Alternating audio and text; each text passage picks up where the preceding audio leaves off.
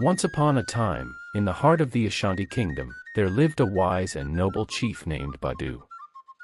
His village, nestled between the mighty baobab trees, had always thrived. The land was fertile, and the people were prosperous. But one fateful year, the rains stopped coming. The crops began to wither, the rivers dried up, and the people grew hungry. Badu, feeling the weight of his people's suffering, sought the counsel of the village's eldest seer, an ancient woman named Nana Agia. Nana Agia sat by the fire, her eyes closed as if listening to the wind. After several moments of silence, she spoke in a raspy voice, "Chief Badu, there is hope, but it lies far beyond this village. There exists a magical calabash, hidden in the mountains of the west, filled with the water of life. Bring this water to your village, and your people will thrive once more. But the journey will be perilous, and only those pure of heart will find it." Badu nodded solemnly and returned home. That night, he summoned his 3 sons, Kofi, Kwame, and Kojo, and told them about the seer's words. "One of you must undertake this journey to save our village," Badu said, looking at each of them in turn. "The path will be dangerous, and you will need to rely on more than just strength." The brothers sat in silence, each contemplating their father's words. Kofi, the eldest, was tall and muscular, known for his great physical strength. Kwame, the middle brother, was quick-witted and clever, while Kojo, the youngest, was quiet but deeply compassionate. "I will go, father," Kofi said confidently, his broad shoulders squared with pride. "My strength will carry me through any danger." Kwame smirked. "Brother, brute strength alone won't be enough. Let me go. I'll use my cunning to outwit whatever dangers lie ahead."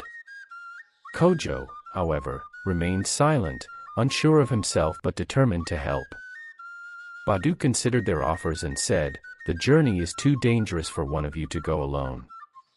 You will go together, and each of you will contribute in your own way. Together, you will succeed or fail. Do not let pride lead you astray."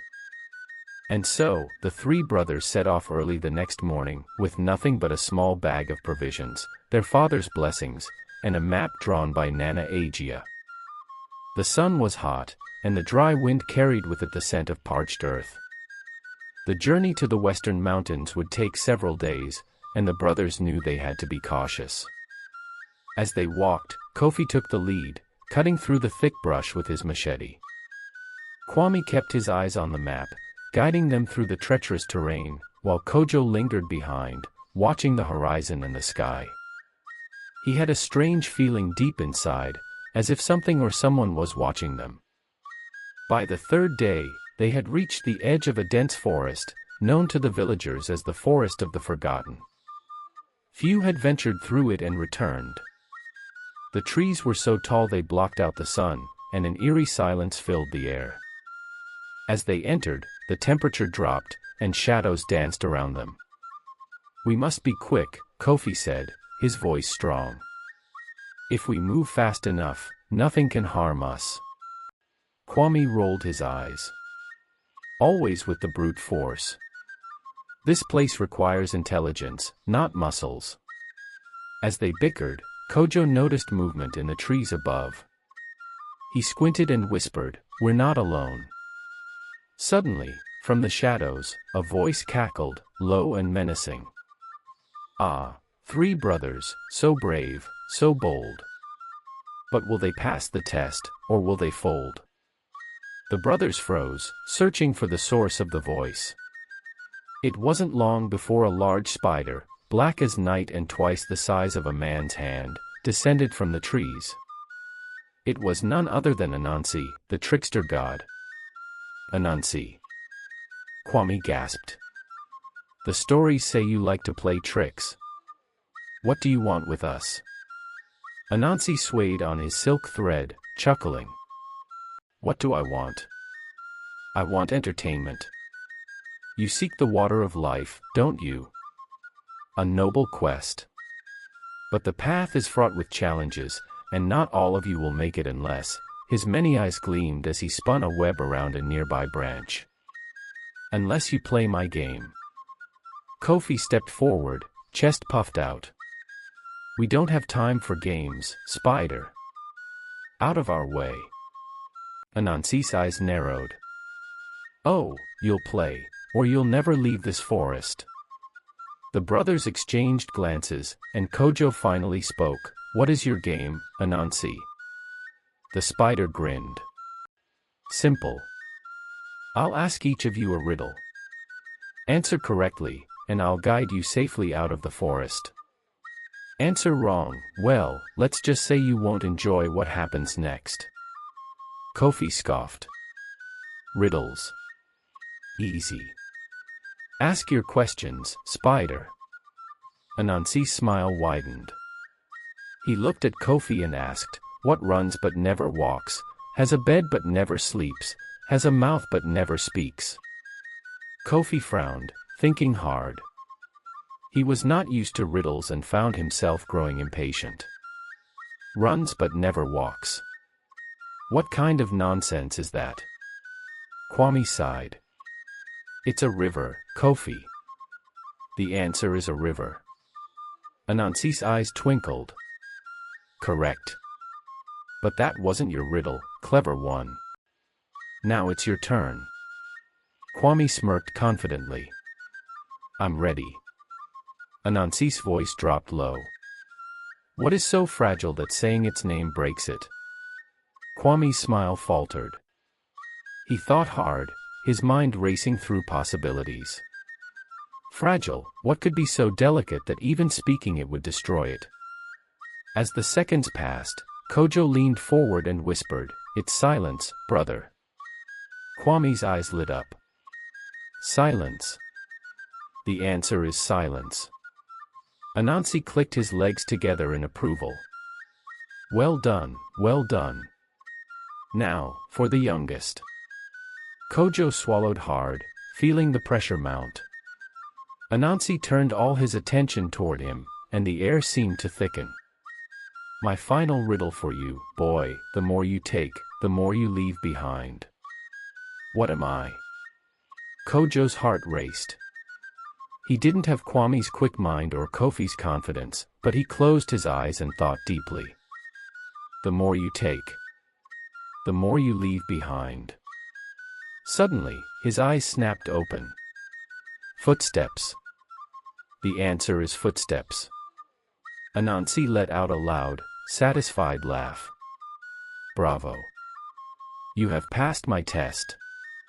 With a quick flick of his legs, the webs parted, revealing a clear path through the forest. "Go now, before I change my mind." The brothers hurried down the path, leaving the trickster behind. As the trees thinned, they found themselves at the base of the western mountains. The air was thin, and the jagged peaks loomed above them, shrouded in mist. "I told you we didn't need to play his games," Kofi grumbled. Kwame shot him a look. "You would have been trapped in that forest without us." "Enough," Kojo interrupted. "We have to work together if we're going to find the water of life."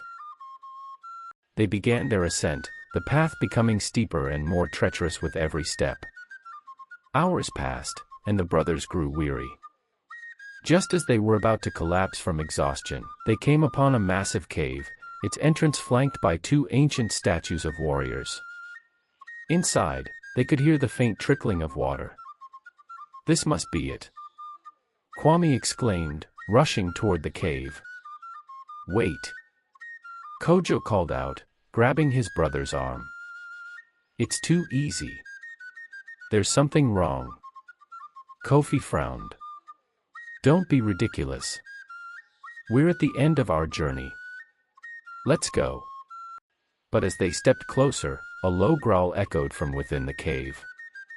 A massive lion, its fur the color of gold, emerged, blocking their path. Its eyes glowed like embers, and its voice rumbled like thunder.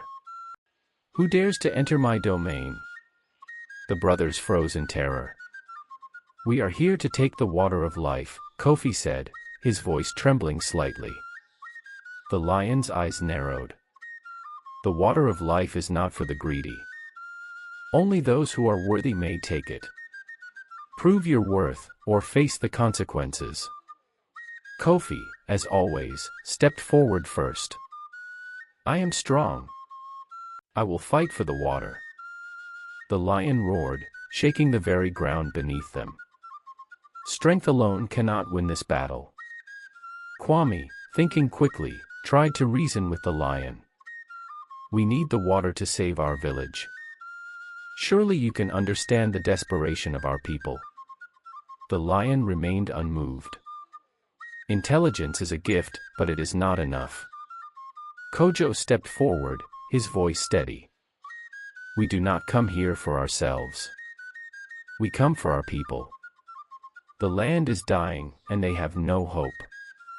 We seek not for riches or power, but to save lives. If you deny us, our people will perish.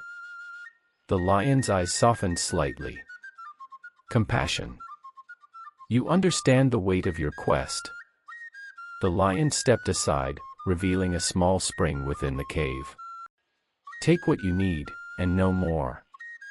Greed will only bring ruin. The brothers approached the spring cautiously.